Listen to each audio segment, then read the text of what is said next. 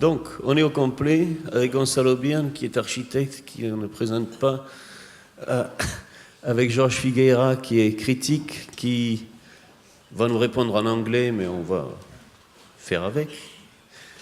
Eduardo Souto de Moura et Dominique Machabert, qui est une sorte de compagnon de route de longue date des architectes portugais et de leur relation avec la France. Alors, modernité, postmodernité, ça parle d'une sorte d'opposition. Et ce qui est frappant avec l'architecture portugaise, en tout cas vue comme ça, depuis l'extérieur, c'est peut-être un peu différent depuis l'intérieur, mais c'est que ça semble être un système dans lequel les générations se succèdent, se complètent dans une certaine pacification, où il semble que l'émergence de très grands arbres à une génération ne produisent pas suffisamment d'ombre pour que rien ne pousse dessous, ce qui est assez rare en fait, et qui est certainement une caractéristique très spécifique de cette scène-là. Donc peut-être qu'on pourra discuter de ça. Et cette architecture portugaise, elle présente une sorte d'image de pacification autour de quelques thèmes.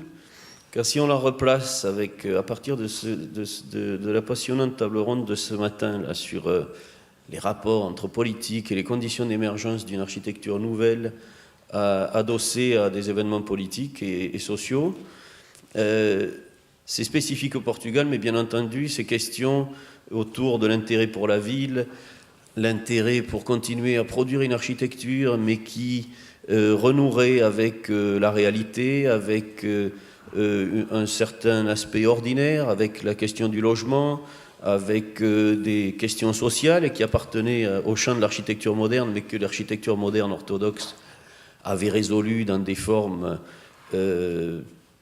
disons, assez brutales d'un point de vue urbain, pour faire court. À partir de l'après-guerre, tous les gens autour de Timten, donc à l'intérieur même de l'architecture moderne, ont commencé à se livrer à une sorte d'inventaire critique de cette modernité. Timten depuis l'intérieur, en proposant, comme les Smithson ou Bakema, des systèmes mégastructurels qui sont, à l'arrivée évidemment, on le sait maintenant, extrêmement anti-urbains, mais qui dans le fond visaient, en termes d'objectifs, la possibilité de conserver dans un vocabulaire moderne et dans une forme urbaine moderne des qualités de la ville traditionnelle. Puis sont venus les rationalistes italiens de la Tendenza autour de Rossi, Grassi, tous ces architectes qui ont reconsidéré l'architecture en la classant d'un point de vue typologique, et ce faisant, le classement typologique, il faisait bouger une ligne qui était la ligne entre l'architecture savante et l'architecture ordinaire. C'est-à-dire que quand on considère les choses d'un point de vue typologique, dans le fond, qu'un bâtiment ait été signé par un grand architecte, ou qu'il appartienne au champ de l'architecture ordinaire, ces différentes formes peuvent communiquer. Donc cette architecture portugaise émergente dans les années 70, elle a été prise dans ce mouvement, et ce mouvement c'était aussi celui à l'époque de l'émergence du postmodernisme, aussi une autre manière de s'intéresser à l'ordinaire ou à la production non savante, portée par Venturi notamment, mais aussi tous les Américains autour de lui.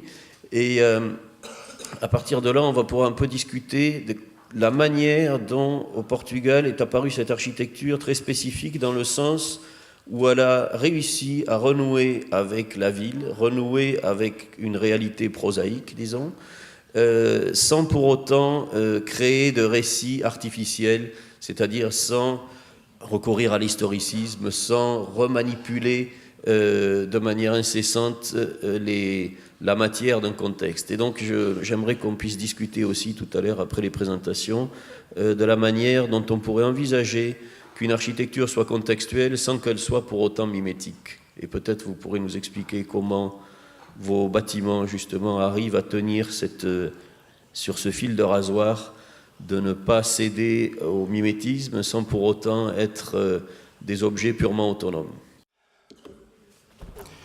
C'est un plaisir d'être ici. Je veux remercier la Fondation Calouste Gulbenkian et la Fondation pour l'architecture et le patrimoine. Et je veux remercier aussi le commissaire Nuno Grande pour l'invitation pour être ici. Malheureusement, je parlerai en anglais. C'est l'effet de la globalisation. Je m'excuse. So, let's start in the 80s. And when the singer António Variações released in 1982 Polvo que Lavas no Rio, which can be translated as People Wash in the River, a mythical song of Amália Rodrigues, Fado is reintroduced as popular music, and the rejection that the Portuguese iconography went through after the 1974 revolution is over. In the first years of the 80s, the option for a liberal democracy and for a social market economy stabilizes the political process and allows for the expression of mundane themes. There is a distension, and several images of Portugal begin to flourish. Architecture will have a major importance in this process of re-identification because it enables a physical experimentation of that which is emerging in various cultural frameworks. This is essentially the time of Lisbon, the capital of the empire, which is in its last African configuration, ended in 1974-75. As it will be seen, Porto is preparing its comeback. In Lisbon, generations that have worked during the dictatorship now have a sense of freedom, also conquered in architecture, and a new generation eager to mark its territory is emerging. In the exhibition Depois do Modernismo, After Modernism, in 1983, young architects from Lisbon expressed the common criticisms of modern architecture and argue for the intersection between architecture and other artistic expressions. Manuel Vicente works in Macau, now China, since 1962, designs with Santa Rita the House of Spikes, Casa dos Bicos, a free experience on heritage that brings the Asian experience to the center of Lisbon. And Tomás Taveira emerges from Conceição Silva office, gaining a growing proeminence within an American cultural influence, of which the Amoreiras complex is the culmination point. In Porto, the cultural changes that are occurring are interiorized and reflected a desire for continuity. In Lisbon, the process has the choreography of a new avant-garde. Manifestos, publications, and exhibitions pour in, trying to capture the new architecture that would rise from the ashes of the modern, following a strong desire to communicate. The revolutionary commitment gives way to the commitment of the individual. The censorship to be abolished now is the censorship of pleasure. The understanding of architecture itself is democratized. And architects like Luís Cunha and Raul Lestens Ferreira, who worked since the 50s and 60s, gain a bigger presence. The publication in 1985 of Vitrúvios Moçambicanos interrupts for a moment a cycle of distance towards the work of Pancho Guedes in Mozambique. In this period of democratic and cultural rebirth, Portugal finds itself in a postmodern climate. The discussion around postmodernism, which connects architecture to the theoretical debates, has a special presence in the street, the media, and the universities. Postmodernity is a lived condition that includes several disciplines: architecture, plastic arts, philosophy, literature, sociology, and music. And what these reflections have in common is the mixture of high and low, cultural forms from the left and from the right, from local or with international implications. In opposition to the modern culture, the mundane is the pulsating element of postmodernism. The dilettante ubiquity replaces the political commitment. Pleasure, it's the ideology. The mundane and the disciplinary transversely are the defining factor of the 80s in Portugal, and that is similar to what happens in other Western countries. But in Portugal, one of the consequences is that visual culture, where architecture is included, gains ground against literature, which is the dominated cultural form in the Portuguese context. So let's go to Lisbon and to this event after modernism.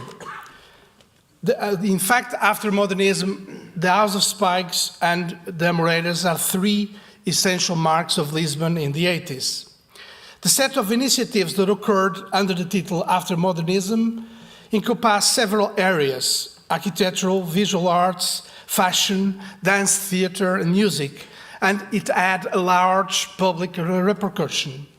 According to the Correio text, the initiative started from the awareness that the generational moment to take a new non-aligned viewpoint with the dominant modernism has arrived.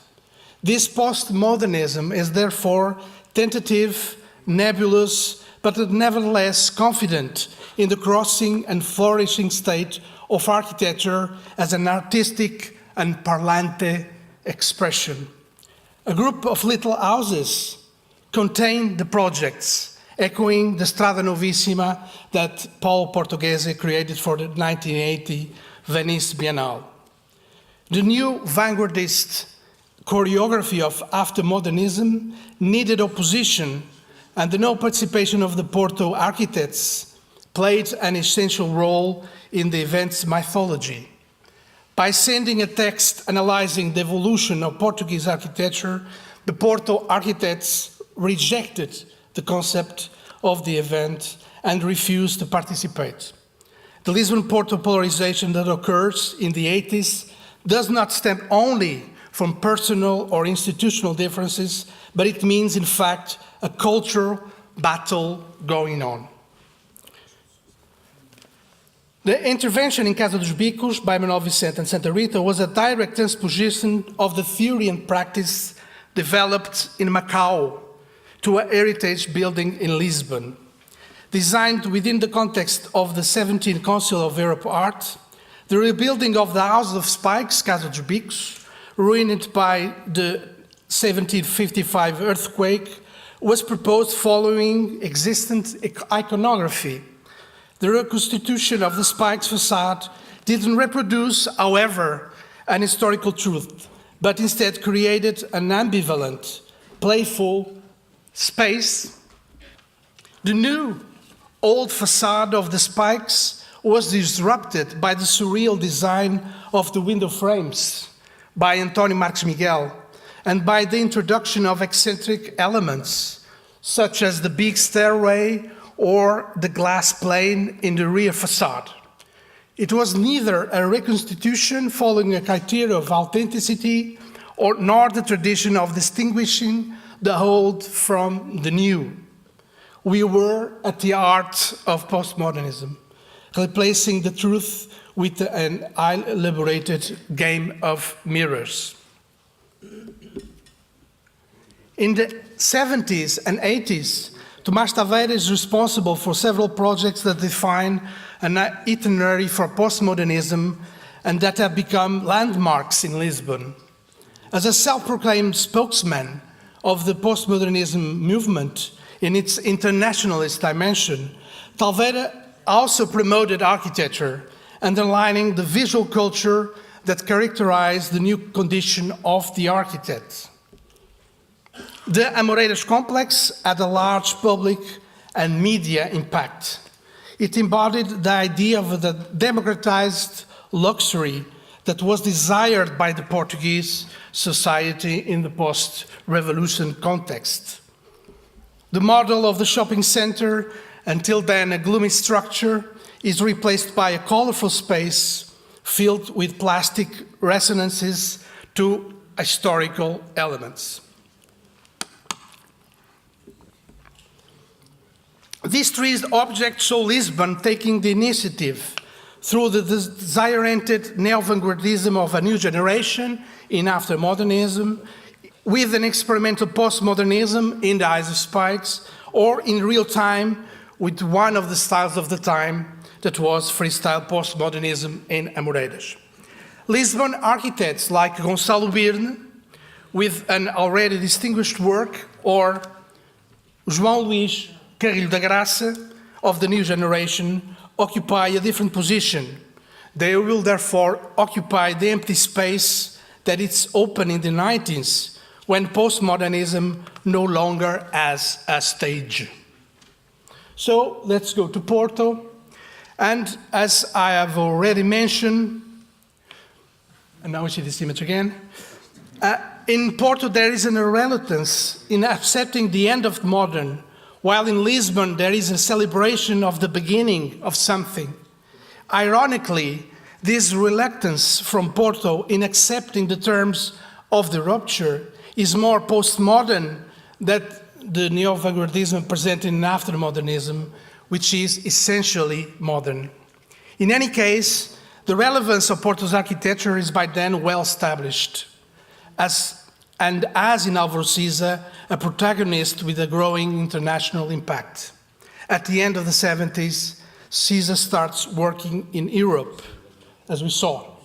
In Berlin, in The Hague, or in Venice, Siza reveals the idea of the architect who draws and keeps integrating in the matrix of modern architecture the modifications that occur, sometimes strongly critical of that legacy, as it happens with Robert Venturi's or Aldo Rossi's proposals.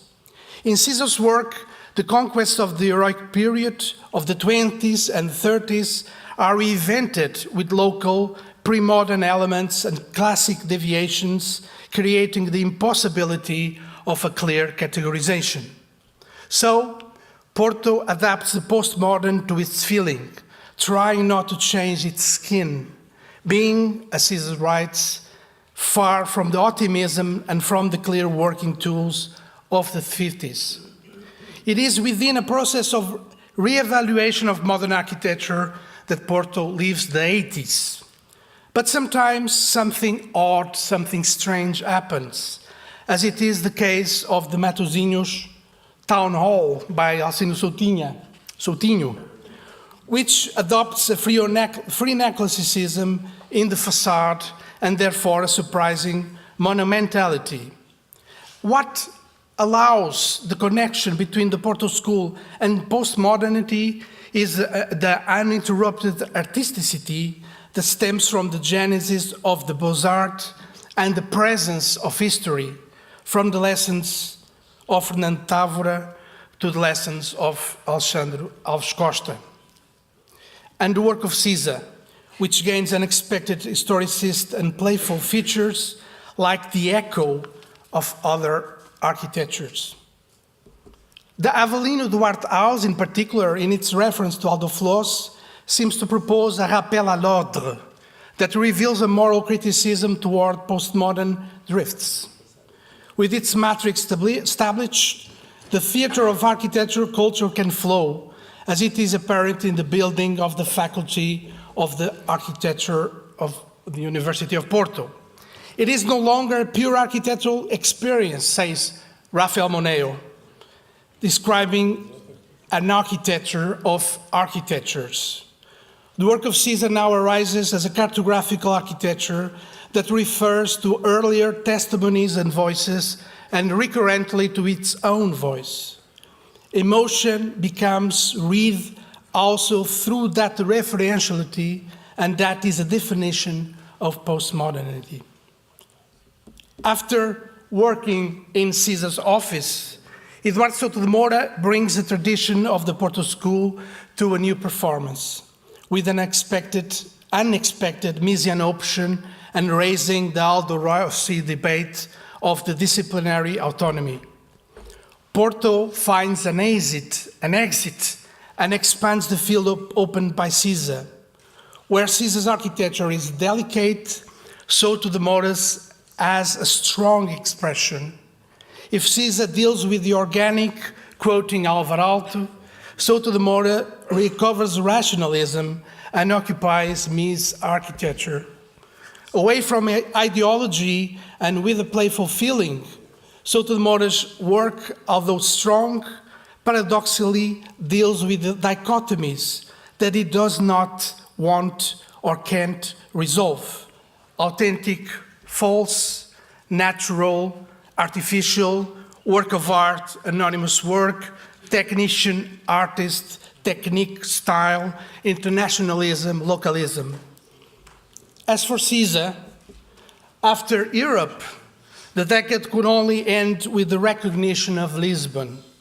The Chiado fire in 1988 was the pretext that Lisbon found to invite Cisa, and thus entered in the heart of the city in a difficult and a successful project that still is a methodology for the renewal of historic centers in Portugal. And now to conclude, let's go to the 90s. But first I want to stress that the 80s were also the stage for numerous expressions of populist, turbulent, and communicative architectures. The modern decorum is replaced with an explosion of communicability that circulates all the rules of good composition and good construction. This urgency of the architectural form reflects the desire of the architects to participate in the redesign of the country, but it has the excess of any party that lasts all night long. The 90s will be the time for a reconfiguration. With an international repercussion, Eduardo Souto de Moura's architecture will be the model for this new phase. Modern architecture returns outside the mythical framework of rationalism and close to the logic of a cultural product with a growing audience and market value. With an astute perception of the crisis of the modern, Souto de Moura formulates a language as it is wished by postmodernism, but place it in a 0 degree of narrative, a language which only says what the building materials say in a tautological way. I am a wall, I am a pre-existence. The Casa de Artes, House of Arts, is a wall building, the best postmodern finding of this period. It's not a telluric element from a suffered regionalism, but a simulacra, to resume the influential approach of Jean Baudrillard. The House of Arts, with the several houses that Souto de Moura designed, will have a big influence in the Portuguese architecture in the 90s. The obsessive reference to Mies, with a particular conviction, touched a global nerve, the desire for the modern that post-modernity released. In Lisbon, the after-modernism event as a generational project had a culminating point in the Portuguese pavilion for the Expo 92 de Seville by Manuel Graça Dias and Egas de Vieira. This structure is a synthesis of the spatial and graphic research from projects developed over the 80s by its authors, combining erudite geometries with pop textures, architectural and decorative elements without distinction. Being an ephemeral pavilion, the moment was suitable for a formal experimentation that was understood as an opportunity to communicate Portugal as a mixed and hybrid country. There was a perfect timing between the architecture, fragmentary and incidental, an idea of Portugal as the result of many layers and historical accidents. Its anti-monumentality also aimed to communicate a country without colonialist or imperialist residues, but in any case, in its own way, European. The Seville Pavilion was also a single appropriation of postmodernism, a poor, high-tech, but with its own virtues, a Southern Europe materialization in chaotic azulejos and apparently improvised iron structures, a patchwork and overflow of architectures representing a hopeful Portugal. So I'm now finishing with the Expo 98. So order and confidence is the sense of the design of the Expo 98, a world exposition that took place in Lisbon with an urban plan by Manuel Salgado. The central motivation was the renewal of a large port area filled with industrial waste, creating new cultural, commercial, and residential areas. And indeed, in the day after, a park city was erected, where the view of the river, public buildings and spaces are the ideal scenario for the good life. The Portuguese Pavilion by CISA completes the itinerary opened by Chiado, and Carrilho de Graça, in the knowledge of CISA Pavilion, has the opportunity to affirm its alternative reading of after-modernism. Where the Portuguese World Exposition of 1940 in the western zone of Lisbon celebrated the discoveries, the Expo 98 in the western zone imagined a European Portugal with orderly public space, the mandatory Santiago Calatrava station, good urban furniture, and a lot of good public space. And that is also the result of the work and the influence of Nuno Portas. So, in the Expo 98, we can also witness something that will define Portugal in the future years. The prevalence of Europe over the Atlantic tradition. In architecture, Malhas, people wash in the river, was returning after the scare given by António Variações, who had died in the meantime of AIDS in 1984.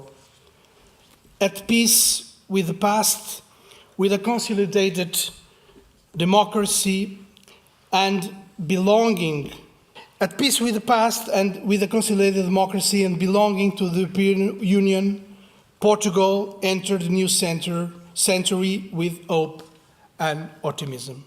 Thank you.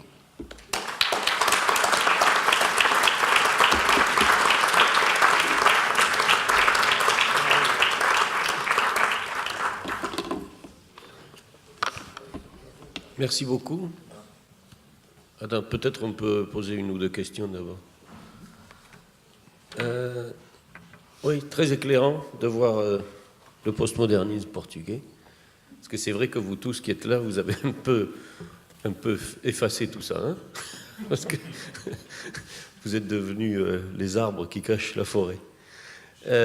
Comment, Gonçalo, Eduardo, comment, au début de votre carrière, en tant que jeunes architectes, vous vous positionniez comment par rapport à toutes ces idées qui étaient dans l'air à ce moment-là?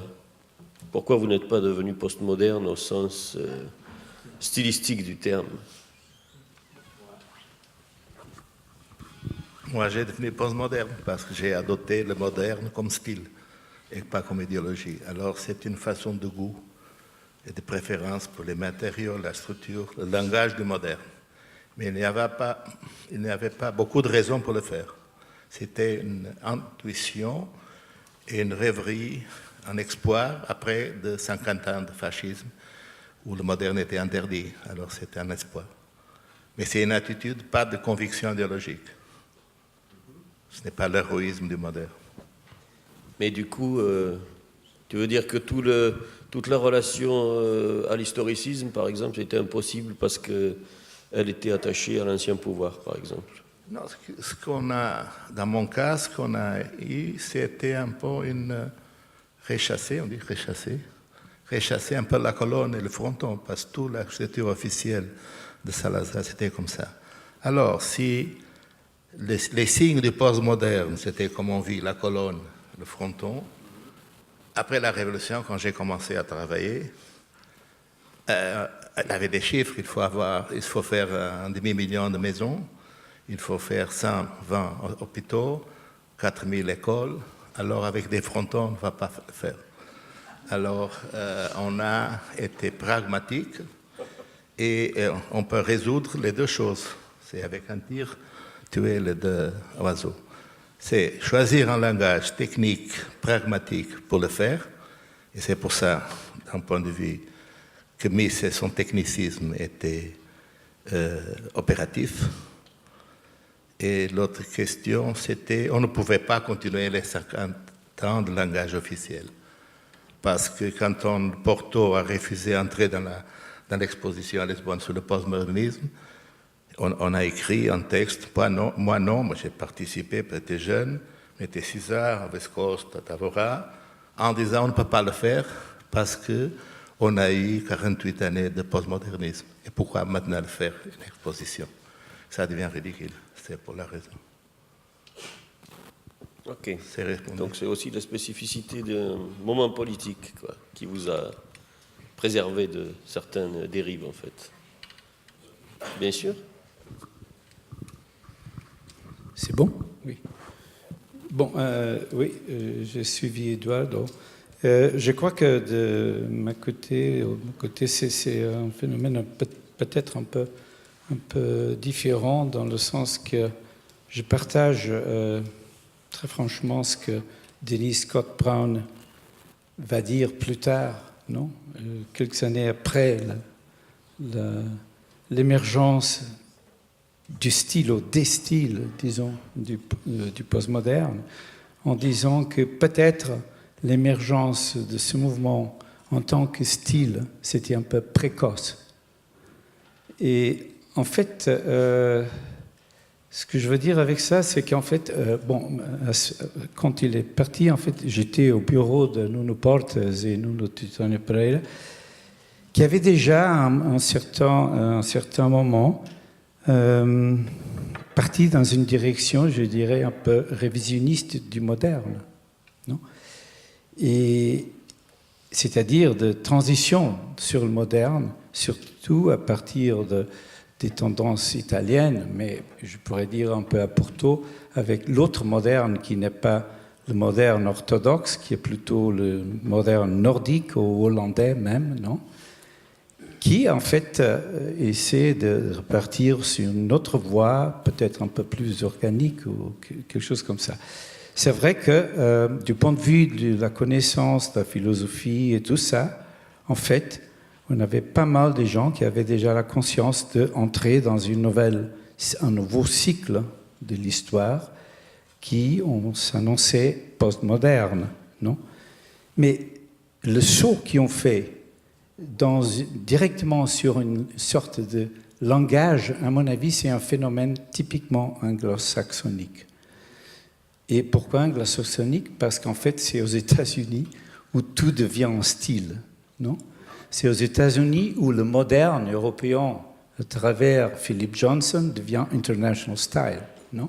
Mais c'est aussi aux États-Unis que toute la précédente architecture est construite dans une culture, une sorte de potpourri culturel qui fait que, par exemple, dans le campus de Harvard, tu vois les manipulations de toutes sortes de styles néo-palladiens avec tout ça, non? C'est-à-dire cette question de, tout d'abord, formelle, créer un style, mais aussi de manipulation, disons, historique, je trouve même une certaine continuité et pas du tout une rupture dans la culture américaine quand il saute dans le postmoderne.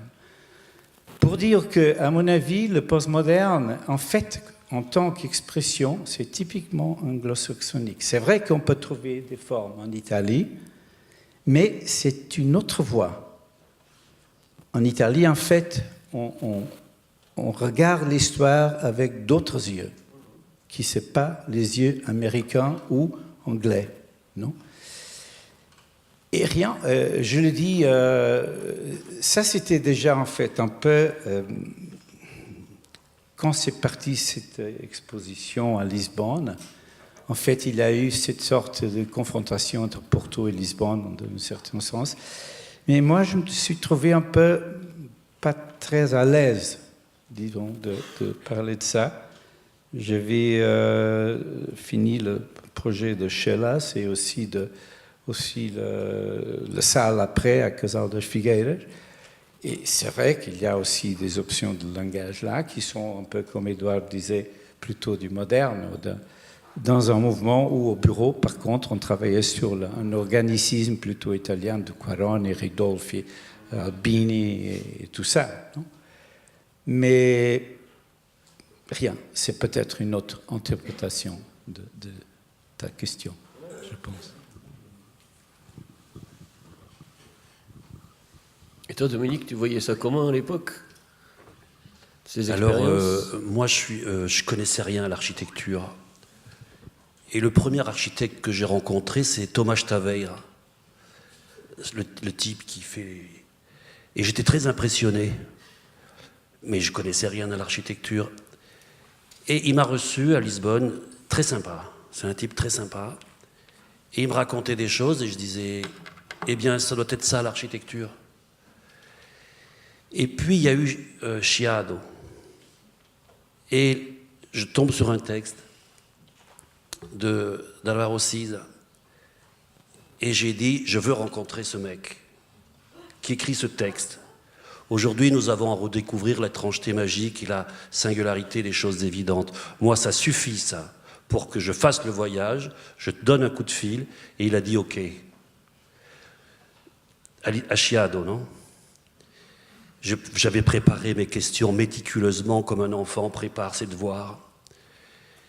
Et Siza m'a dit, mais t'es pas architecte, toi? Et j'ai dit non. Et j'avais une espèce de naïveté incroyable, la même naïveté que j'avais quand j'ai vu les bâtiments de Tomás Taveira. Une forme de naïveté d'enfant qui voit des jeux de construction avec des couleurs, me disant, ça doit être ça l'architecture.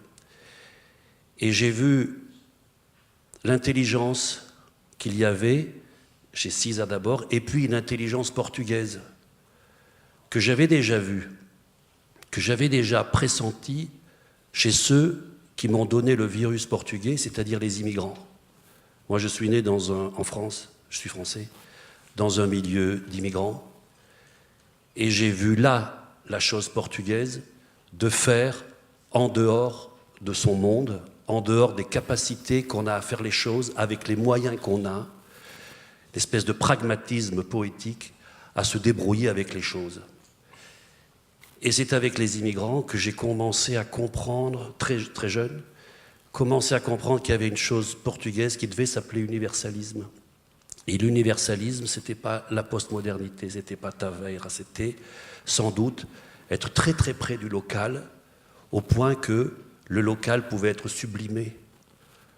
Et j'ai rencontré au même moment Eduardo, et ils m'ont fait l'amitié d'accepter de répondre à mes questions. Et j'ai eu ainsi une formation qui est désormais plus portugaise que française. Et de ces questions sur la postmodernité, je n'ai rien à dire. Sinon, je dois dire merci à tous les Portugais qui m'ont accepté chez eux à répondre à mes questions et à pouvoir, parce que finalement, il ne faudrait pas m'inviter, moi. Parce que tous ceux grâce auxquels j'ai pu écrire dans les revues, écrire des livres, ils sont tous là aujourd'hui. Donc c'est à eux qu'il faut poser des questions, plus à moi. Mais ce que j'ai repéré, c'est peut-être la seule chose que j'aimerais dire d'essentiel, je crois, c'est que ce que j'ai compris, c'est qu'en faisant le voyage constant entre la France et le Portugal, je voyais bien qu'il n'y avait pas en France ce que je trouvais au Portugal. Il y avait là quelque chose qui n'existait pas dans mon pays, que je trouvais au Portugal. Et je crois qu'il y a une chose essentielle, et c'est ce pourquoi nous pouvons peut-être travailler dans les écoles, etc., avec les enseignants, c'est qu'au Portugal, constamment, la chose architecturale est culturelle. Elle est banale et ordinaire, et la préoccupation de l'architecture est dans la rue. C'est une question qui est discutée dans la rue et qui n'est pas discutée dans les instances. L'architecture n'est pas spectaculaire, elle peut l'être. Elle peut être absolument fantastique et faire briller les yeux. Elle peut être aussi extraordinairement émouvante et ordinaire et dans la rue. Et la préoccupation, le débat, même s'il est simple, il est toujours dans la rue. On parle toujours d'architecture au Portugal, la chose est culturelle. Et je regrette qu'en France, même si j'aime beaucoup mon pays, que cette question d'architecture, elle soit toujours un petit peu décalée du débat. Ce n'est pas une question qui peut être discutée dans la rue entre les uns et les autres. Voilà ce que m'a appris le Portugal, mais j'arrivais avec cette espèce de naïveté formidable d'être ébloui par les formes d'un type qui s'appelait Thomas Taveira, qui, je le répète, m'a reçu très amicalement, mais j'ai découvert qu'il y avait une autre intelligence que celle-là, que César, Eduardo, Gonzalo, Alves Costa et Ronaldo et tous d'autres amis bien anonymes. Parce que s'il y a de grands personnages, s'il y a de grandes personnalités portugaises en architecture, il y a aussi une quantité d'architectes extrêmement talentueux qui sont absolument anonymes, dont on ne connaît pas les noms, dont les revues ne parlent pas et ne relaient pas l'information, même si le Portugal et sa production est très appréciée en France. Il y a une quantité de grands architectes extrêmement talentueux, anonymes, ordinaires et qui font une très très grande architecture. Voilà, donc je n'ai pas répondu à la question, mais j'avais envie de dire ça.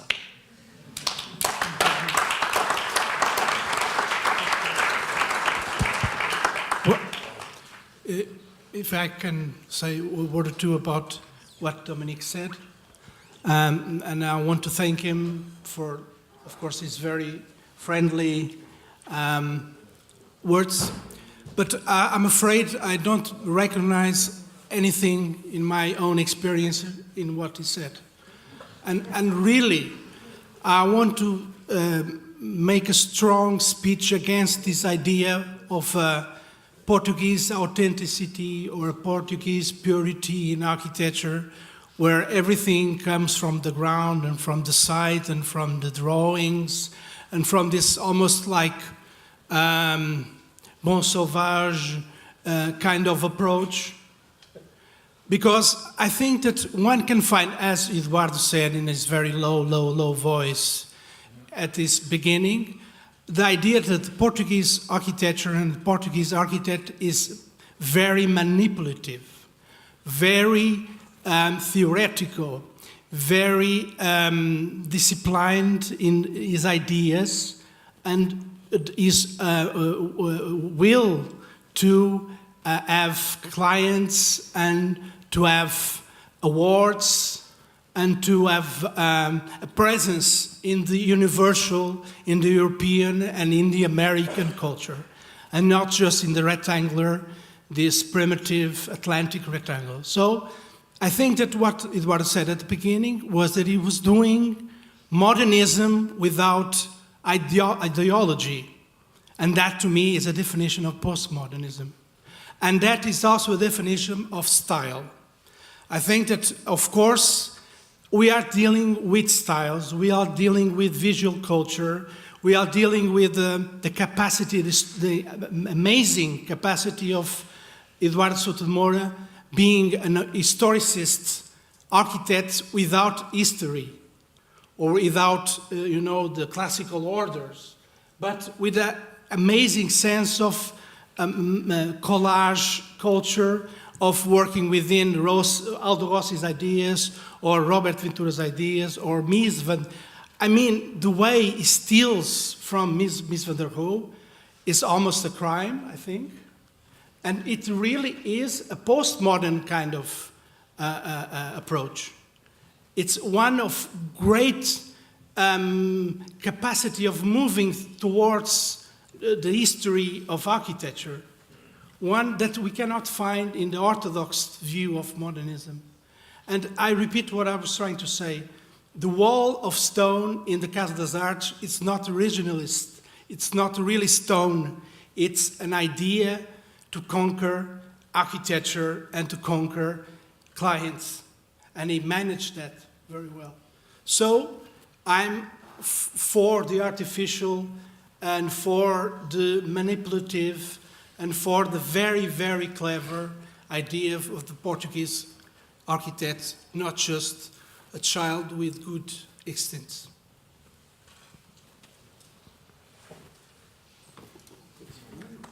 So, did you get many clients with this wall? Ah non, c'est vrai. T'as eu beaucoup de clients avec tout ça? Qu'est-ce que tu as à dire sur... Et effectivement, La manipulation... Hein? Ouais?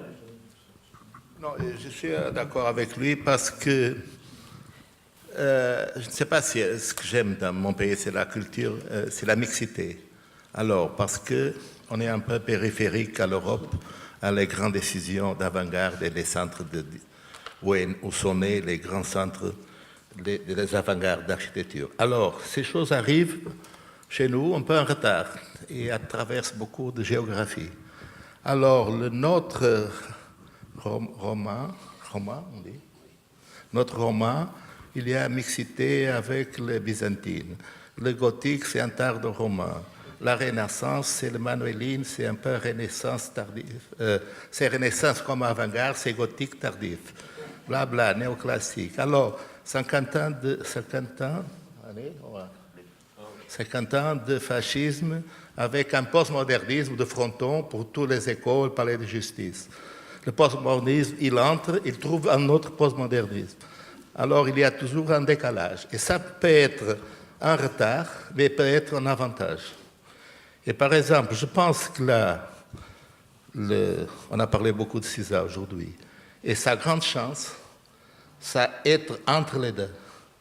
Il est en retard avec le postmodernisme et la volonté de faire moderne. Alors, il a pris les deux, et il a vu que tout le monde culturel il a fait en balance et a traversé le milieu. Et quand il veut, il est post-moderne, parce que mon avis, et quand il veut, il sait un vrai néo-Alvardo.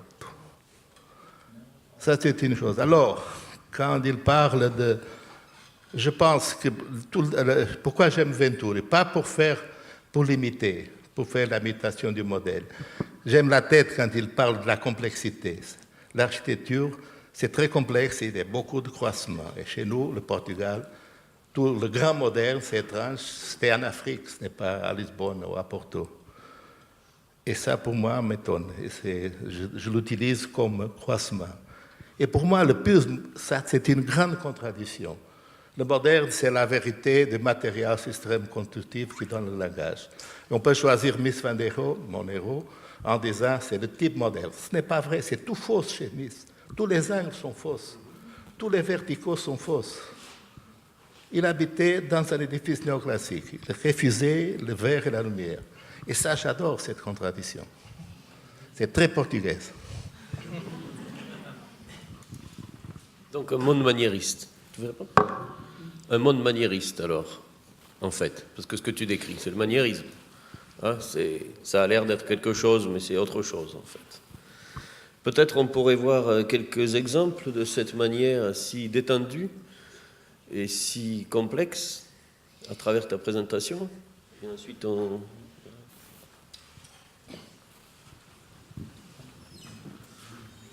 Alors, merci à la Fondation Gulbenkian pour faire cette exposition, ce beau livre.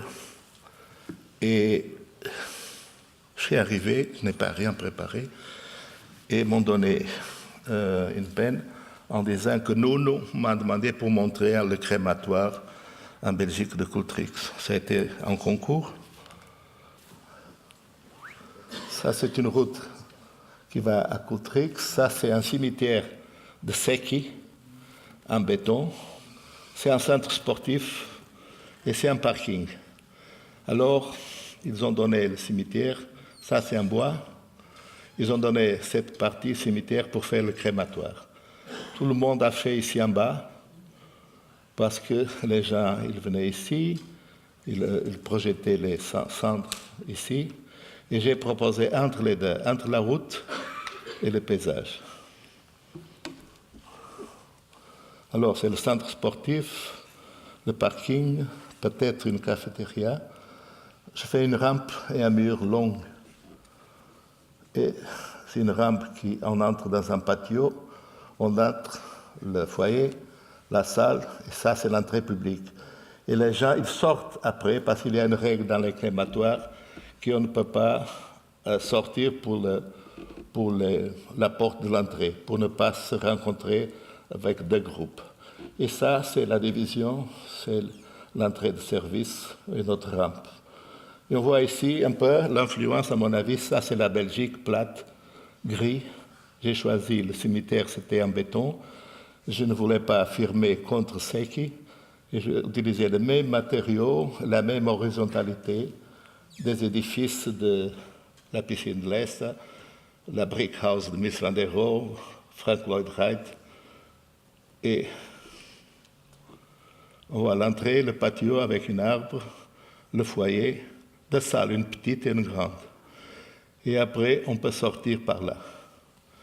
Une partie administrative, les fours, et l'entrée pour le garage avec les voitures. On voit ici le mur, c'est un peu différent des murs que j'ai fait au début, des murs de pierre qui finissaient un peu comme une ruine. Je ne savais pas où finir. Maintenant, j'ai un peu plus l'idée de la dimension. Les murs, ils finissent, c'est comme le pli de Deleuze. Il y a une pièce qui corrige la irrégularité du béton, la rampe, et ici, ce n'est pas la cheminée. Comme toute la Belgique, c'est plate et gris. C'est un signe, comme les monuments funéraires. L'entrée, il y a toujours cette ligne qui me donne la référence pour tout l'édifice intérieur et extérieur.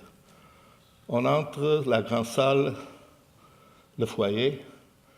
J'ai dessiné ces bancs comme l'Everens. J'ai adoré ça parce que ce n'est pas des bancs horizontales. Quand il est à l'angle, il y a une personne là et l'autre, et tout le monde, si ce n'est pas mal éduqué, doit parler. L'entrée pour la grande salle, toujours la ligne qui fait la division entre le matériau acoustique, et ici, c'est normal, plus dur. Ils m'ont laissé dessiner les meubles. Ça, c'est une adaptation des chaises espagnoles en aluminium. On peut sortir pour la salle petite. Il y a toujours ces lignes de joint entre les deux matériaux qui finissent avec la lumière naturelle. La salle petite avec un patio ou entre la lumière. La partie administrative, un autre patio. La sortie, et il y a cette fenêtre longue qui accompagne la ligne horizontale de la Belgique. Et c'est la sortie, après cette cérémonie triste d'hommage aux morts, on voit la réalité, la vie. Et je pense qu'on se doit être gai pour être heureux, pour être vivant. C'est la sortie. Le mur, il continue. Maintenant, j'ai gagné un autre concours en crématoire. Mais ça, c'est urbain, c'est à Bruxelles. Dans une urbanisation des morts, ils m'ont donné ça. On pouvait choisir les 4. Ici, il y a une ligne qui sépare, c'est la Belgique, les Valois des Flamands. Alors, j'ai coupé l'édifice là. On entre là, le patio, la sortie des personnes, l'entrée pour les morts, entrée, foyer, on sort. Et la partie technique, que dans l'autre c'était en même étage, et ici c'est dans la cave, garage. On voit là la différence des hauteurs. Ici c'est la règle de tout l'édifice. Maintenant, avec l'obsession des points thermiques, il faut faire une règle. Elle devient fou.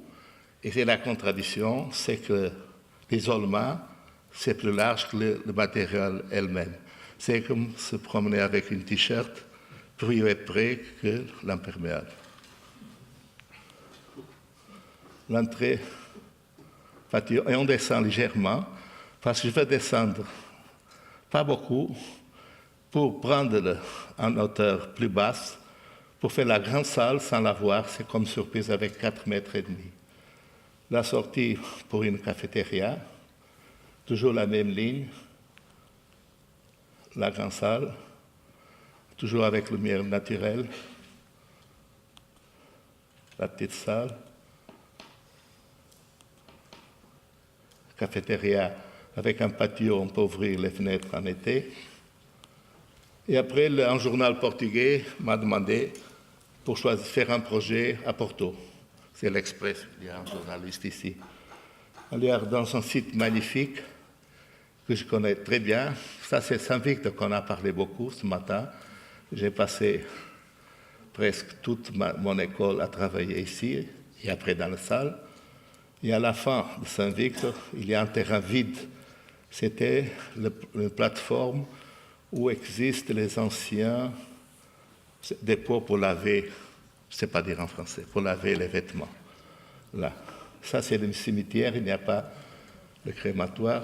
J'ai choisi ce site avec ces 3 ponts, et de là, on voit un autre pont qui est ici. Ça, c'est le pont d'Eiffel. Ça, c'est un nouveau pont, et ça, c'est un pont que Gaël dit que c'est le pont plus beau au monde. Et comme je suis de Porto, je suis content. Alors, j'ai choisi une plateforme pour le parking. Après, on descend. Ça, c'est le crématoire et un patio avec cette terrassion comme un amphithéâtre. On entre, on descend. On ajoute un mur en pierre avec un verre, le parking, les fours techniques.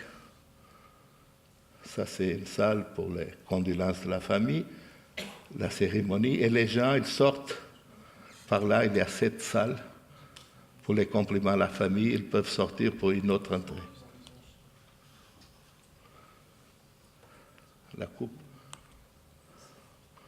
le mur en pierre, l'existant, le nouveau. Et ça, c'est la salle des condoléances qu'il y a. On voit à gauche, il y a le pont d'Eiffel. Après, sont les deux ou 3 ponts. 2 ponts. Et c'est la sortie avec ces 2 piliers qui font l'importance de la géographie avec l'architecture, comme dans la Reserve House de Nice, il y a les 2 piliers avec la montagne au milieu. Ça, c'est une façon de comprendre la géographie. Et les gens pensent qu'ils sont heureux pour être de nouveau vivants. Merci.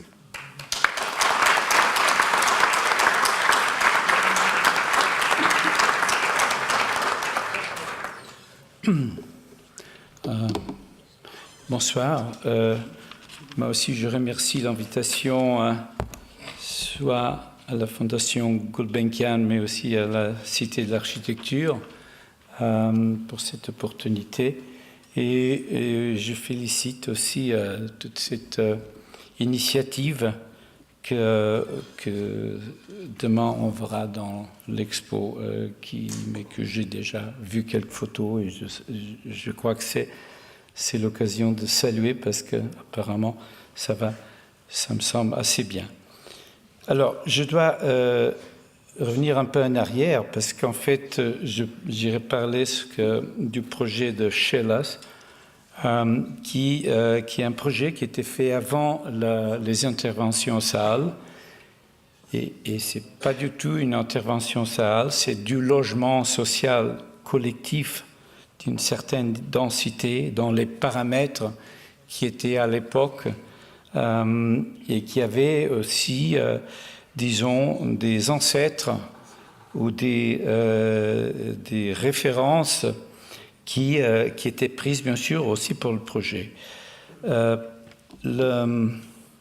Alors ça, c'est le très connu numéro de Architecture d'aujourd'hui, qui était, bon, au moment où la revue était dirigée par Bernard Ouet, qui vient lui-même en personne à Lisbonne après la Révolution des œillets.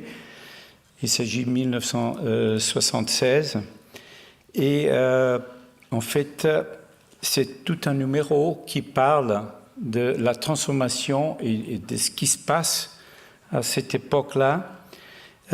Mais c'est intéressant parce que si, disons, la partie centrale de ce numéro-ci, c'est la question de tout ce mouvement, la transformation et surtout le droit à la ville qui était déjà parlé ce matin et les brigades salles, les opérations salles. C'est vrai aussi que le numéro fait une sorte de rétrospective de ce qui était avant, dans la production, bien sûr, de la dictature et pendant la dictature. Il faut... ça, c'est... pardon. Voilà. Alors, dans ce numéro de l'archive d'aujourd'hui, le projet de Schelas est publié un peu comme ça. Et tout ce que je voudrais dire tout d'abord, c'est que ce projet, qui normalement vient référencier à moi-même, c'est un projet en fait qui est fait au bureau de Nuno Teutónio Pereira avec Nuno Portas, qui n'était pas suivi par Nuno Teutónio Pereira parce qu'il était en prison à partir d'un certain moment. Mais ce qui est assez intéressant, c'est que moi j'étais un très jeune architecte à ce moment-là dans le bureau, et le mandat de la ville, parce que c'est une initiative de la ville de Lisbonne, et c'est un mandat qui vient dans la séquence des interventions qui étaient d'abord, c'est Olivais Nord, Olivais Sud, et qui, quand ils sautent dans les projets pour Schelas, ils introduisent, le bureau de la ville introduisent un appel aux architectes qui avaient déjà travaillé dans les autres, d'apporter des jeunes architectes avec eux. Et toutes les équipes, les 7 équipes qui travaillent là, en fait, ils viennent avec des jeunes architectes. Dans le cas échéant, c'était moi-même et Reis Cabrita. Le fait, c'est que, comme je l'ai dit, on a signé le contrat, on est parti, en fait, le contrat est de 71, on est parti à 72, au moment où Nuno Teutónio Pereira va en prison. Et en fait, on a dû prendre en main et avancer avec ce projet, avec des rapports très, très irréguliers avec Nuno, parce qu'il était en fait en prison sans contact. Il était très difficile. Nous étions à ce moment beaucoup appuyés par Nuno Portas, qui à ce moment-là faisait le président du département d'architecture du laboratoire du génie civil à Lisbonne, et qui en fait, dans tous les travaux à ce moment-là, nous donnait beaucoup d'informations et de tout ce qui se passait dans ce thème-ci, disons pratiquement toute Europe, avec une connaissance et qui plus tard même approfondie par des visites. Et surtout ici, dans le cas, c'était surtout les dernières expériences, surtout en Angleterre, un peu en France, et aussi en Italie un peu plus tard. Alors, il faut aussi en même temps dire que ce projet, que je parlerai un peu plus en détail, mais qui vous représenter avec un plan masse, pardon, on ne voit pas, ah oui, maintenant on voit, là, c'est tout un ensemble assez grand. Notre projet, ce n'est que celui-ci. Et en fait, ça, c'est le résultat de la révision du plan de quartier qui était proposé au départ et qui était un plan quartier qui était un peu, je dirais,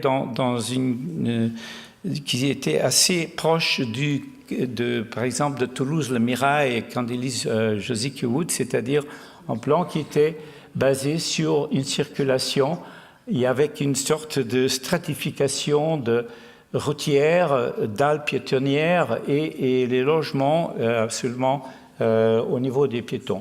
On a contesté les 7 équipes et on a refait un plan qui était basé, je l'explique après, mais en même temps, il faut dire qu'à cette époque, on avait eu quelques années avant, par exemple aussi, toujours l'initiative de Nuno Portas, une présence assez forte en formation, même du point de vue de la sociologie. Il était en contact avec le CNRS à Paris.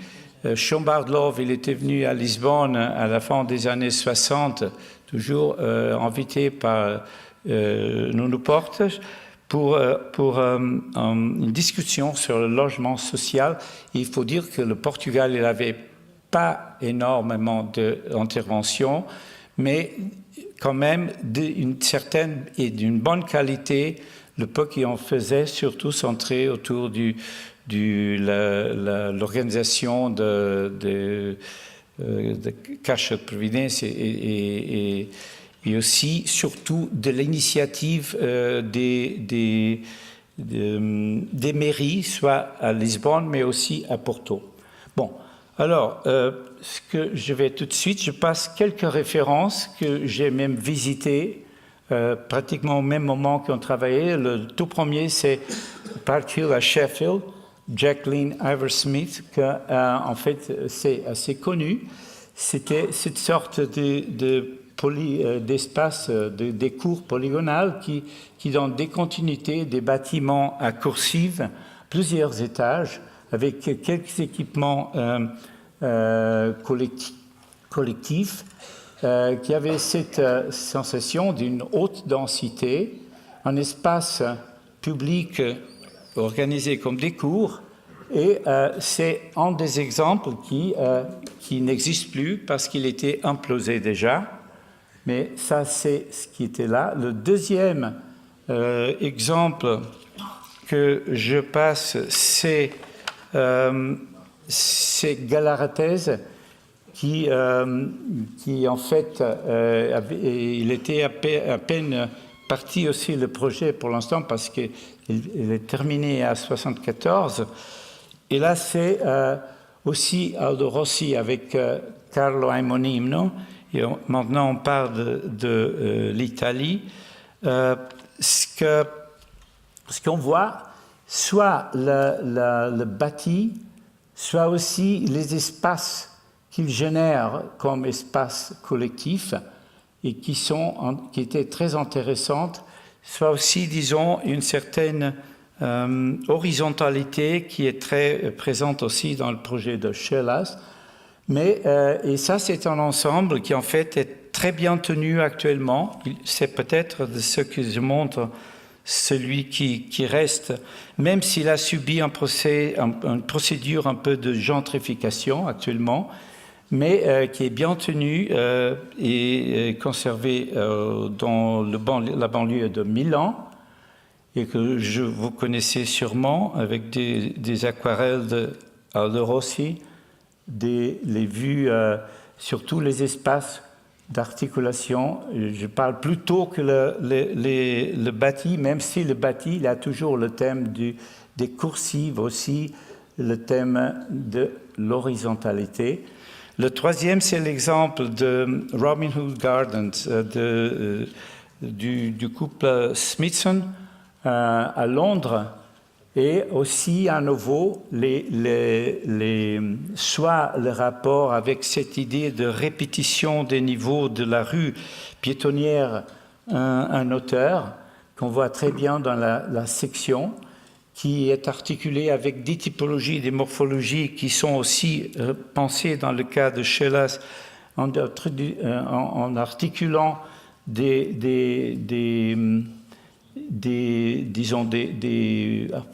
logements à niveau avec des logements en duplex ou avec des sorties en hauteur, et aussi le rapport vers l'extérieur. Ça, c'est, comme vous savez, aussi un projet que je sais qu'il est menacé actuellement de démolition. Je ne sais pas s'il est déjà accompli à cause d'une pression spéculative importante. Mais vous voyez toujours cette présence de la répétition du niveau rue en hauteur. Et finalement, le quatrième exemple que j'avais visité quelques années avant aussi, c'est la ville de Runcorn, près de Liverpool, de Stirling, James Stirling, en fait, où on utilise beaucoup de préfabrication, mais qui en fait a aussi le même thème avec des typologies en duplex, qui organise des espaces, parce qu'en fait, c'est assez intéressante cette réflexion de Stirling, parce qu'il essaie de partir de la barre pour arriver un peu à l'îlot. Et maintenant, je parle un peu de Castex, qui était aussi connu chez nous à ce moment-là, et une autre intervention en Angleterre qui est déjà démolie. Et qui a surtout la continuité aussi de tout ce système de distribution horizontale des coursives qui survole l'espace public, comme vous voyez ici, et qu'on a aussi reparti. Pourtant, on arrive là à notre projet HLAS qui était appelé plus tard la Panthère rose à cause de la couleur qu'on a utilisée pour les façades. C'est que la question de la couleur. Mais ça, c'est un tout premier essai qu'on a proposé. Et en fait, c'était un peu l'idée qu'entre les deux rues principales, ça c'est une rue périphérique qui est plutôt panoramique parce qu'elle va dans le sommet de la colline.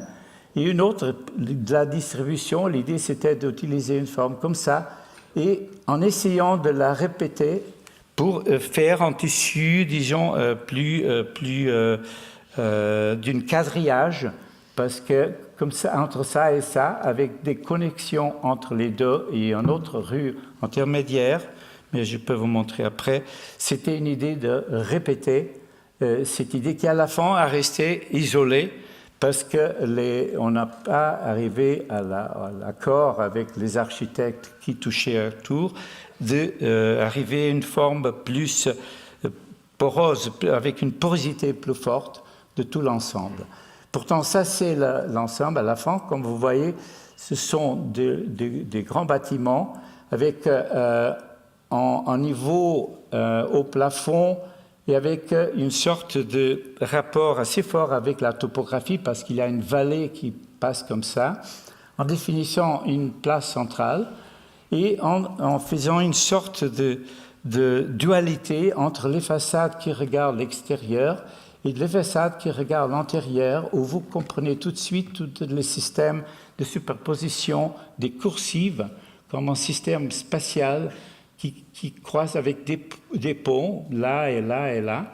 Ceux-là, ils n'étaient pas faits à la fin. Et qui fait ce système distributif, mais je vous fais voir des croquis qu'on avait utilisés avant le projet, justement pour dire que l'idée, c'était de créer des barres qui, on pourrait, en jouant avec cette rue, l'autre supérieure, des percements dans ce sens, passer de la barre à la situation de l'îlot. Et ça n'est pas marché, sauf autour de la place centrale, qui, par contre, joue avec la topographie du terrain.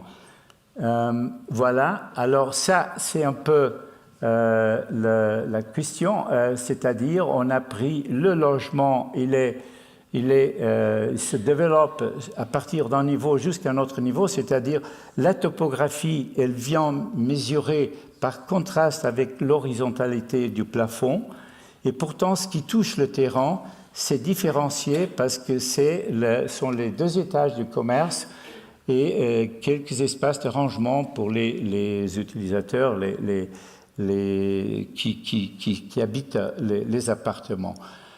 Bon, après, c'est ce que je disais, la différence en section, comme vous voyez, entre l'espace antérieur, qui est une sorte de rue antérieure assez présente, qui se répète en hauteur, et les façades qu'on voit ici, quand on regarde à l'extérieur, sont des façades assez plates, différenciées toujours entre le niveau durée, disons durée de la place, et le système distributif antérieur qui a cette complexité. Là, on voit mieux comment ce que je disais à propos du rapport avec la topographie. En fait, c'est un projet qui est fait à l'échelle, disons, de la grande échelle du Valais de cette zone de Chelas. C'est une des unités du plan de Chelas. Et ici, le plan final, avec toute sa complexité. La distribution de la typologie, en fait, elle est à peine signalée parce qu'on a des entrées à niveau, mais aussi on joue avec des duplex, tout le système distributif, le rapport avec la place. Par exemple, les ascenseurs, les chutes et toutes les infrastructures ils se concentrent dans des points où on ne répète pas l'ascenseur ni les escaliers parce qu'on a une sorte de quadrillage qui permet d'accéder et pourtant avoir un rayon d'influence qui est dans les normes du moment pour les questions de sortie de secours et tout ça. La façade extérieure, qui est basiquement, elle est en fait en grand plan avec un autre plan légèrement en retraite, d'à peu près 1 mètre ou même moins, qu'après on a souligné avec une variation de couleur et le plan inférieur,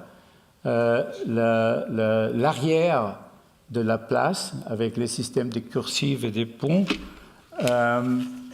et la section par la rue antérieure avec tout le système et la complexité des coursives qui débordent dans la place centrale.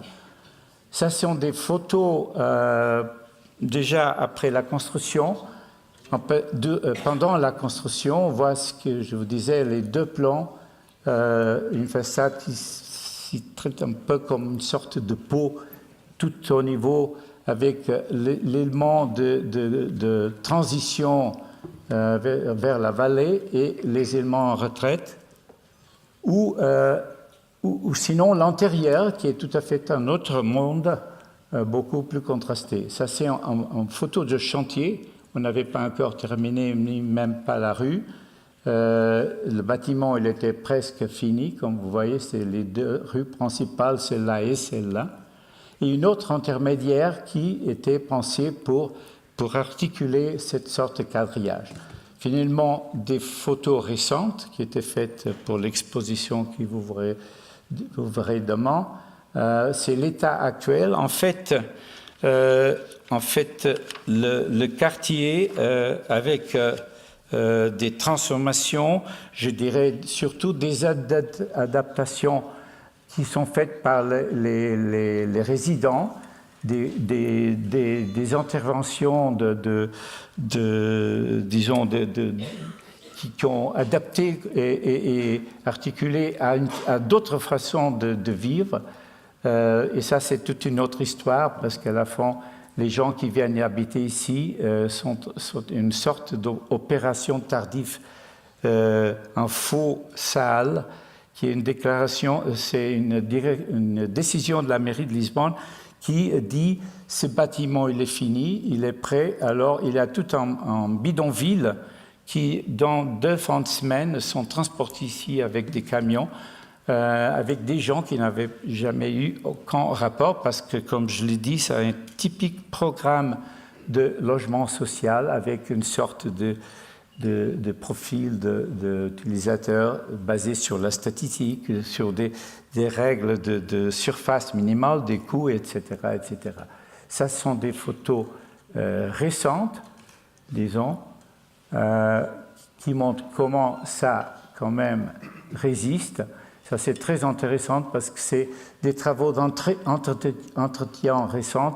On a refait la peinture jusqu'à là, tandis qu'ici, cette sorte de fausse coupure qui résulte de l'entretien qui se fait pour tenir ce bâtiment encore vivant et j'espère pour quelques moments. Et c'est à partir de ce projet qui, en fait, après je passe au projet du Saal à Setúbal, à Casal das Figueiras. Et pourtant, c'est tout. Merci.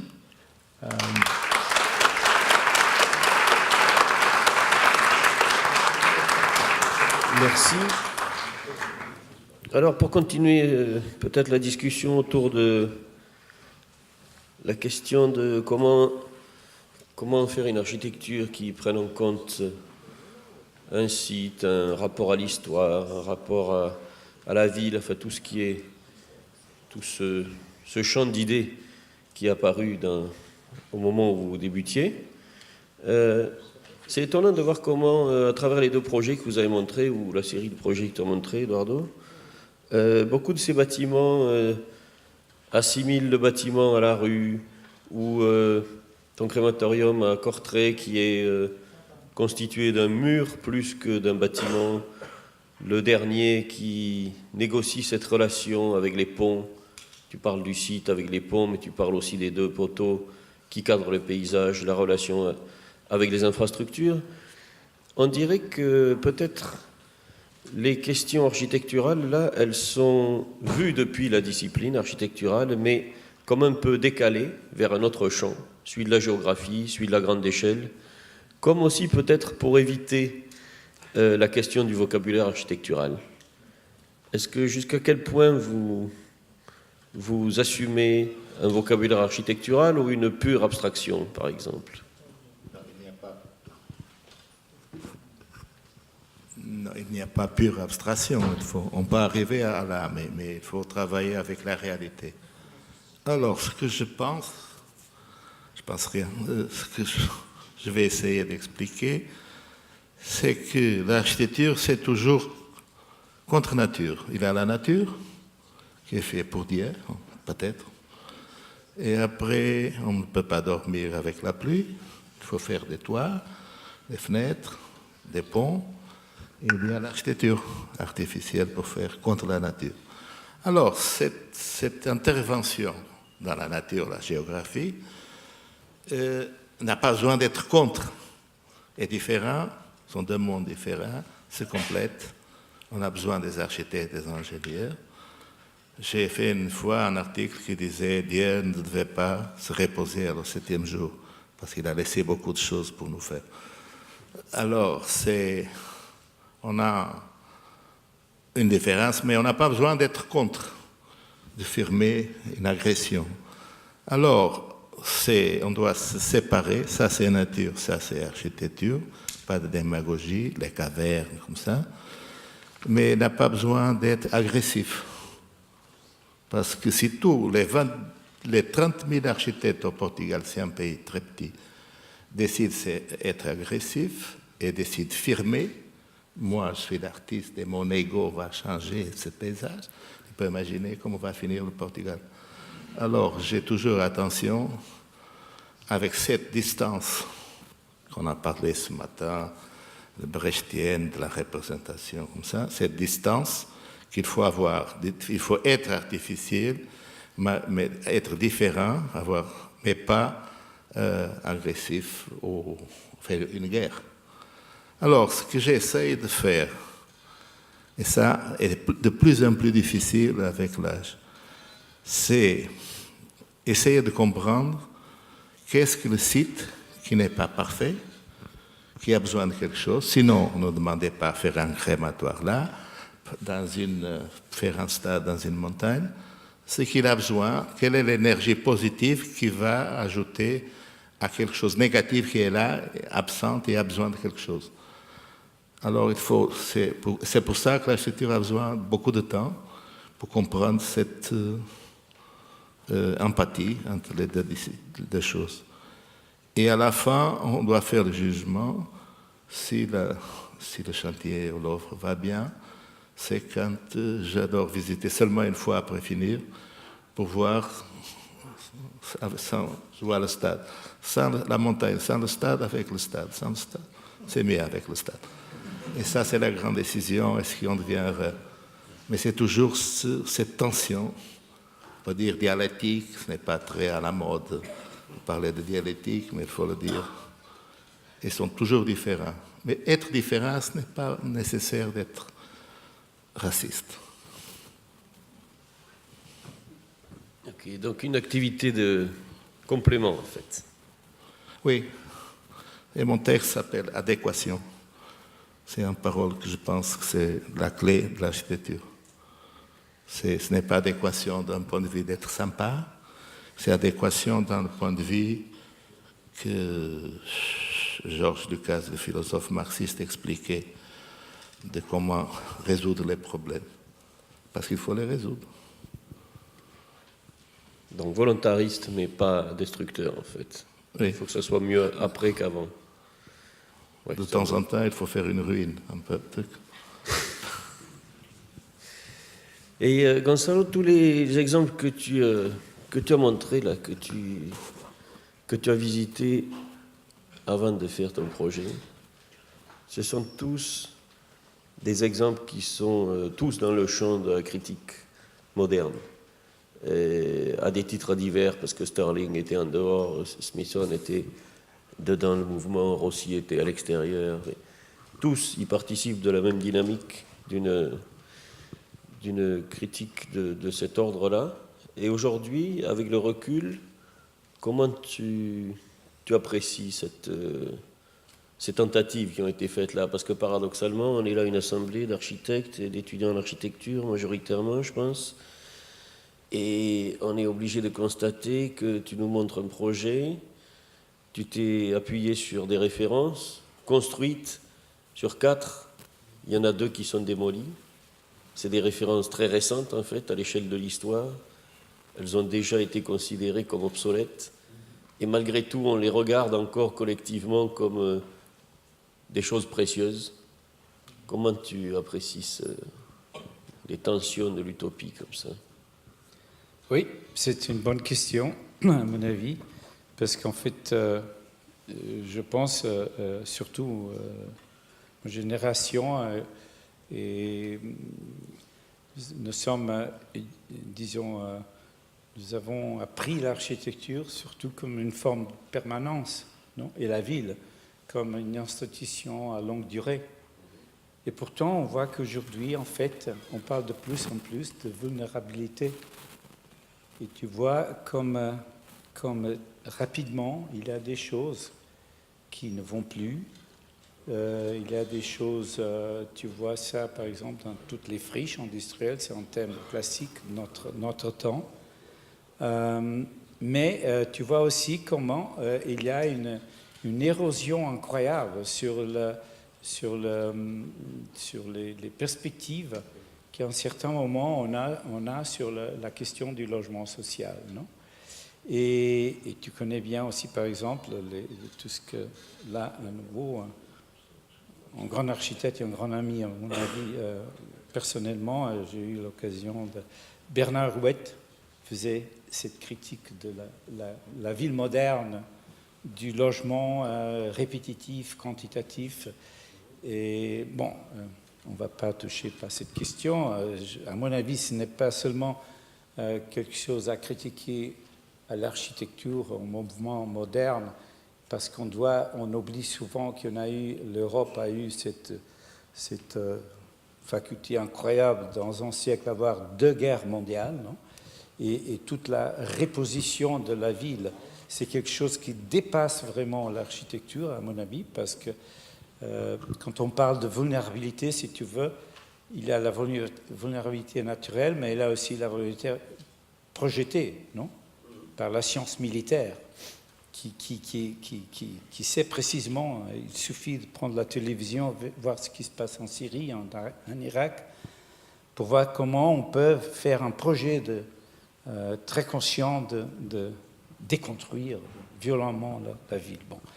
Non, mais alors, la question, c'est que je pense que ce sont des modèles quand même intéressants. Tu connais toute l'histoire en Angleterre, par exemple, les 3 générations de Newtown, non? Et qui vont de la Garden City jusqu'à l'idée de les dernières d'autres densités vraiment compactes comme Cumbernauld à Londres, qui étaient à cette époque les grandes références, toutes les études entre la densité, l'auteur par exemple de Leslie Martin qui ont fait en Angleterre, et tu vois comment ces modèles en fait en certains moments entrent en crise. Et tu peux avoir des bonnes raisons pour expliquer. Tu as la question des HLM en France, par exemple, les nouvelles villes en Suède, et pourquoi, mais même dans les pays socialistes, non? Tu te demandes comment est-ce possible qu'en certains moments, ce que tu pensais que c'était les meilleurs exemples des typologies, en certains moments, ils vont en crise. Bon, il a une quantité d'arguments, tu sais, la question, tout d'abord, de la technique constructive, la question ambientale, la thermique, tout ça, mais aussi les standards du logement qui sont très réduits. intéressamment, il a des exemples de réhabilitation de ces éléments. La question de la cursive, par exemple, la répétition en hauteur de la rue, on voit plus tard que ça ne va pas, ou ça va avec des limites, non? Et pourtant, en fait, c'est toute une question qui, à mon avis, c'est quelque chose que nous devons vraiment penser ou repenser et tenter qu'aujourd'hui, tu ne vois plus ces modèles de logement qui sont développés dans la même façon. C'est aussi vrai qu'on n'a plus cette vision massive, disons, du logement social. Mais c'est surtout aussi des changements dans des modèles de vie qui changent aussi avec le temps. Tu vois, aujourd'hui, le droit à la maison, c'était quelque chose de fondamental. Il continue comme un droit fondamental, mais aujourd'hui, tu vois une population qui a, par exemple, des données d'un nomadisme beaucoup plus visible aujourd'hui. Le rapport avec la maison n'est pas, surtout dans les villes plus occidentales, même si aujourd'hui, tu as un peu tout dans le monde. Non, mais pourtant, ce que je dis, c'est à la fin, je crois qu'il faut être capable de comprendre qu'il y a des moments où le changement très direct, très rapide, met en crise l'architecture. Ce n'est pas seulement une question d'érosion du temps, c'est aussi une question d'inadaptation des modèles qui ne vont plus, même s'il est possible, et je pense que là, chez là, ça continue toujours, parce qu'il est possible, dans un certain limite, de réadapter, de réutiliser ces logements. Ce qui n'était pas le cas en Angleterre, ce qui est le cas, par exemple, à Milan, et ça va assez bien. Et est-ce que c'est pas, effectivement, il y a une obsolescence dans le temps qui est très rapide, mais est-ce qu'elle ne vient pas d'une sorte d'accélération du temps, dans le sens où tous ces bâtiments sont des bâtiments de logement, mais dans lesquels les architectes ont une ambition aussi pleine de bonnes intentions, mais une ambition démesurée de chercher aussi un nouveau modèle. Ce matin, on voyait les logements de CISA à La Haye.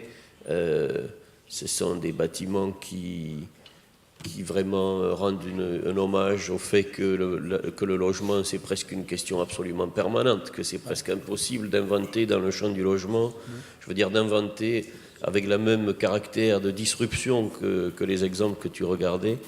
Et comment, peut-être Georges, comment tu imagines qu'on peut articuler, ou peut-être comment l'architecture portugaise à un certain niveau a montré tant de tentatives réussies d'articulation entre une production qui est le fait d'architectes extrêmement sophistiqués, comme ce qu'on a là, et en même temps qui ont su négocier avec un caractère quotidien.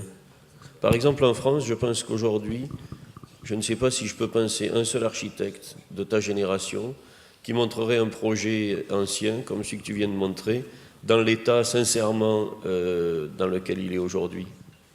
Et ça témoigne, je pense, d'un rapport à la réalité et à une empathie pour la réalité qui est partiellement contradictoire avec l'héroïsme moderne, par exemple. Comment tu vois ça, Georges? No, I might say one or two things about that. What I was trying to say is, you know, in Portugal we have a problem that is very similar to the problem that the Brazilians have. We also have the same language as Brazil. Is that in Brazil they have a strong figure like Oscar Niemeyer, and everybody thinks of Brazilian architects as little Oscar Niemeyers, with this heroism, this passion for women, this passion for Baroque forms. And so in Portugal we have a problem that it's similar, because when people think about Portuguese architects, they think about Álvaro Siza.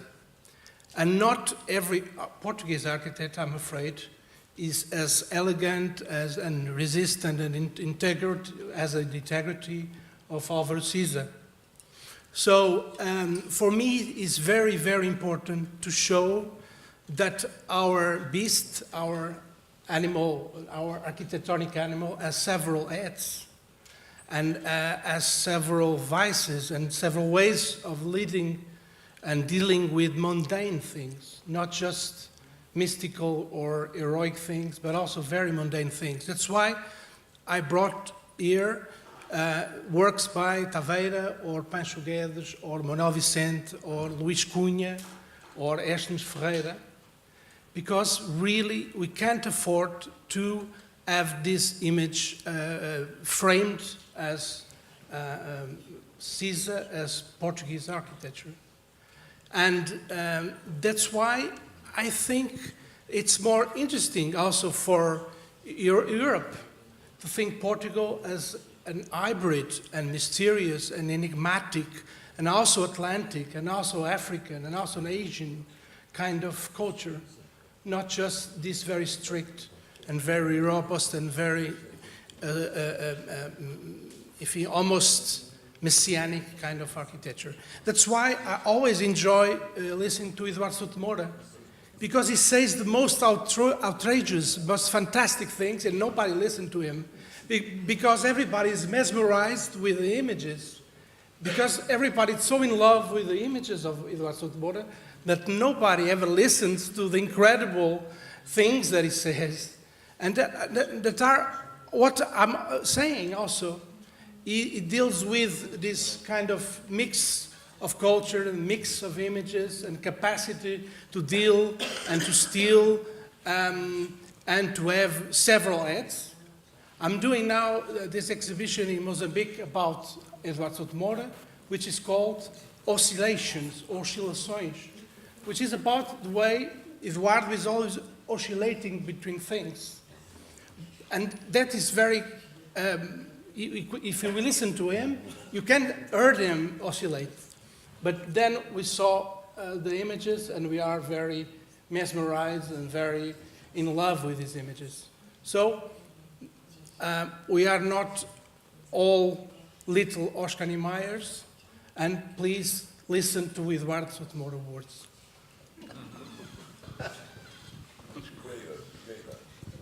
Yeah, let's continue about images, maybe. And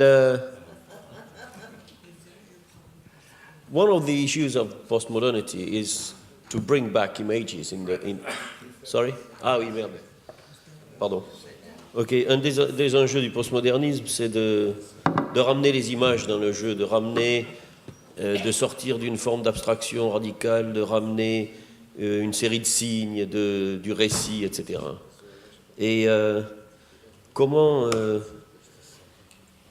en fait, toi, Dominique, qui n'est pas dans le jeu des architectes, mais qui les observe, comment tu vois ce système de signes, je ne sais pas, par exemple, je sais pas, à Évora ou dans tous ces quartiers qui sont faits par des architectes sophistiqués, encore une fois, mais qui arrivent à affronter un caractère ordinaire et apparemment presque une architecture sans architecte, mais pas tout à fait non plus. C'est précisément ça le génie, c'est de se faire oublier, je pense, mais dans tous les domaines. On peut voir ça en littérature, quand l'auteur devient trop présent, il envahit le texte et tout d'un coup, on ne fait que voir celui qui écrit. Tu parlais d'Évora, et je crois que ça, c'est peut-être pour moi, qui n'ai pas vu tous les projets du monde, je pense que c'est le plus beau projet du monde. D'une part parce que il est la production d'une architecture, d'abord parce que Siza y travaille pendant 20 ans, il a le temps, parce que le temps lui est donné, malencontreusement je dirais, pour faire un projet exceptionnel de lecture attentive. Et c'est un luxe, finalement, de ne pas avoir le luxe de construire vite. Et le cas je pense par exemple à cette maison que Siza a fait en Belgique, on en parlait avec Dubois tout à l'heure. Comment être aussi belge que Siza, qui fait une maison belge Et en même temps, on voit tout à fait la différence qu'il y a entre ce projet et une maison qui serait là depuis des siècles. Comment repérer les signes? Comment repérer les signes?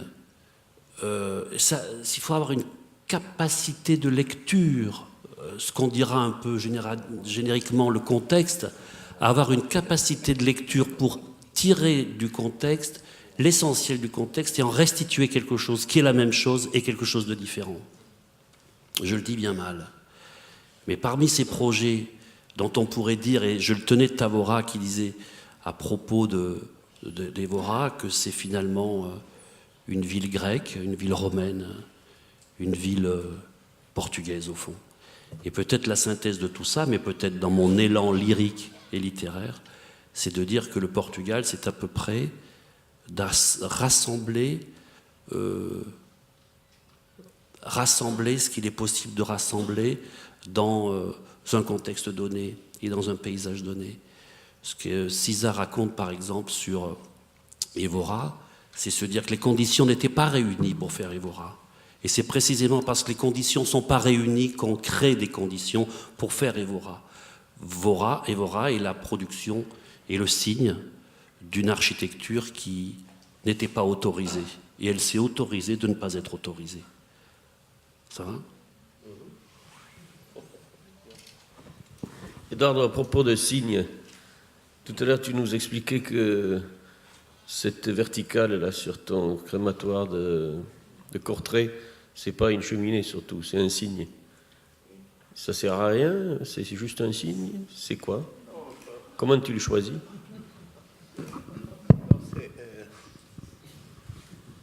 Je décide des choses très horizontales. Ce n'est pas cette tradition. Il y a un livre américain sur l'architecture portugaise qui s'appelle l'architecture chã. Chã, ça veut dire sol. Et l'architecture, que j'ai expliqué un peu, l'histoire de l'architecture, c'est toujours un mélange et une mixité. Pas seulement le peuple portugais, c'est mélangé des couleurs comme ça. Et l'architecture, ce sont des croisements. Et alors, j'aime faire horizontaux parce que c'est la tradition portugaise. On n'avait pas de grands moyens pour changer la topographie de l'architecture au dehors du Portugal. Seulement, on a fait une chose grande. C'est le roi du Portugal qui l'a fait avec l'or du Brésil. C'est le grand monastère Mafra baroque comme ça. Il a invité tous les architectes italiens et des Français à aller travailler au Portugal. C'est la grande phase. Mais tout le reste, c'est petit, c'est mignon. Small is beautiful. Et c'est horizontaux pour une question de moyens et d'argent, surtout. Les Portugais sont très peu dans l'histoire. Et je me permets de faire une petite introduction.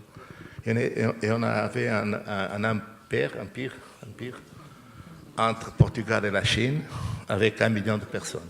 Alors, on a établi une stratégie globale, c'est la première chose de la globalisation à mon avis, stratégie très intelligente, une intelligence pragmatique, très érudite. C'est une stratégie ponctuelle de faire une domination et construire dans les points principaux, comme la composture, ici, tac, ici, tac. Et après, établir des relations vite en bateau. Alors, pour faire cette stratégie, on a créé une colonisation, ce qu'on peut dire, un empire global, et où le système changeait tout le temps. C'est pour ça que le Portugal a des très grands poètes, Pessoa, Camões, blabla, et il n'y a pas de philosophe, parce que les philosophes ont besoin de le système, du rationalisme. Et le rationalisme, il change tous les jours entre les doigts. Alors, je m'ai perdu. Ah, le signe, comme ça. Alors, j'ai cette idée de faire de l'horizontal, être à côté de la Terre, mais après, j'ai peur. Comment est-ce que je veux le voir? J'ai un peu de honte de dire, mais pourquoi on ne voit pas l'architecture? You are afraid. Alors, je fais un signe vertical pour dire je suis ici. C'est un peu comme le musée à Cascais. Il y avait aussi d'arbres et on ne voyait rien. Je l'ai mis rouge pour voir. Et après, je fais des pyramides pour dire hey, je sais. Et alors, c'est un peu le crématoire, c'est la Belgique plate, grise et plate. Et après, il y a ces signes qui sont à l'Alentejo, c'est un peu comme la Belgique. C'est jaune à l'Alentejo, mais c'est complètement plate et c'est merveilleux. Je travaille dans une ferme in Alentejo et il y a 100 monuments par la préhistoire. C'est grand pierre et c'est une chose magnifique voir les pierres. Et après le négatif, on a pris les pierres. Pourtant, c'est cette tension toujours entre sculpture ou architecture et la nature. Alors, j'avais besoin de signer le territoire. C'est-à-dire, ce n'est pas comme Ventura, I'm a monument. La Belgique ne résiste pas à ces choses. Et c'est le signe. Parce que les crématoires, ils travaillent avec les fours, avec du carbone. Alors, la fumée est filtrée, il n'y a pas de comme Auschwitz. Seulement pour finir, ce qui m'intéresse, pourquoi je pense que nous a dit, tu dois montrer le crématoire. J'ai montré 3 crématoires, pourquoi je m'intéresse? Parce que j'ai l'idée de l'histoire de l'architecture, ce n'est pas inventé. La création, c'est une chose qui doit être très disciplinée. Et il faut travailler, étudier l'histoire. Et ça m'étonne, c'est magique dans l'architecture et qu'à la fin, c'est toujours les mêmes problèmes. J'ai découvert dans Internet une maison et j'ai vu une exposition à Bruxelles des maisons qu'ils ont trouvées de 7 siècles avant Christ, 7000, et des maisons en briques, en aile, la partie du jour, la partie de la nuit, et au milieu les animaux. C'est la même chose que les maisons d'Alentejo au Portugal, passé 9000 ans. Alors il y a une chose qui est perpétuelle, il y a une idée d'habiter de vie, de groupe, de famille, privacité, nuit, jour, matériaux, comme ça. Et ça, on doit la continuer, à mon avis. Ce n'est pas faire toujours des grandes variations. Mais de temps en temps, il faut faire des monuments comme ça. Mais il y a cette résistance et il faut la trouver. C'est ça il change les matériaux, il change tout le temps la réalité. Et par exemple, là, que j'admire beaucoup Frampton, il y a une très grande importance pour l'architecture portugaise. On a parlé beaucoup des Français, César, Grégoire, mais on n'a pas parlé de Frampton pour la divulgation de l'architecture portugaise. Je suis très ami de lui, mais je ne suis pas d'accord avec son régionalisme critique. Non, parce que le granit portugais, c'est chinois, le bois portugais, vient de France, et c'est ça. Le fer vient de Pologne. Je suis d'accord sur le verre vient de Saint-Gobain. C'est le régionalisme critique. Mais bon, tu as une position missienne, en fait. Hein? Tu as une position comme Miss, quoi. C'est permanent, et puis à chaque époque, on a trouvé une expression nouvelle de la permanence. Mais ça fait le lecture drive, et je n'ai pas réussi à le faire. C'est ça. Peut-être avant de terminer, on pourrait prendre quelques questions de la salle, si on en avait. Puisque ce matin, on avait commencé par une équation poétique. L'universel, c'est le local moins les murs. Je prends la même formule, mathématiquement, juste, mais je l'inverse et je dis, le local, c'est l'universel avec les murs, avec la question du mur qui est là depuis 6000 ans au moins. Et São Victor, de ce matin, nous montrait bien que le local de São Victor, c'est l'universel plus le mur. Et quand on enlève, comme l'a fait remarquer dans Baudouin, si on enlève le mur, ça n'est plus le local. Elle est pour qui cette question? Un cadeau. Cette question, elle est pour Eduardo, puisque c'est lui qui a parlé des maisons. Donc je répète, est-ce que l'universel... Je ne sais pas si j'ai entendu très bien la question.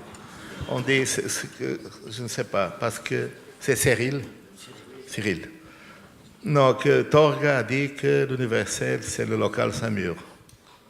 Et tu dis le contraire, c'est Saint-Victor est universel parce qu'il y a des murs. Ça me ressemble à Tavora, qui était mon professeur, qui expliquait l'architecture grecque et les sanctuaires grecs. Il avait toute une théorie très merveilleuse en disant l'auteur des Grecs ces gestes qu'on voit quand on arrive en bas et on voit le temple. Après, qu'on peut arriver la route en haut et on voit en bas, tout rapport à l'architecture grecque, qu'il avait une théorie merveilleuse. Et à la fin, il s'arrêtait de dessiner et disait toujours, mais en architecture, le contraire, c'est aussi vrai. Alors, c'est un peu l'unique réponse que je peux dire.